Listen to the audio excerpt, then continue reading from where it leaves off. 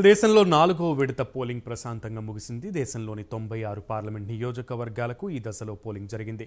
దేశవ్యాప్తంగా అర్ధరాత్రి దాటేసరికి 67.25% polling నమోదైనట్లు EC ప్రకటించింది.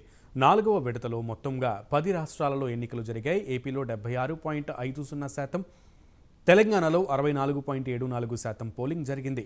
ఇక మిగిలిన రాష్ట్రాలైన బీహార్లో 57.06%, జమ్మూ కాశ్మీర్లో 37.98%, జార్ఖండ్లో 65.2% పోలింగ్ జరగగా మధ్యప్రదేశ్లో 70.98%, మహారాష్ట్రలో 59.64%, ఒడిశాలో 73.97%, యూపీలో 58.05%, వెస్ట్ బెంగాల్లో 78.37% పోలింగ్ నమోదైంది.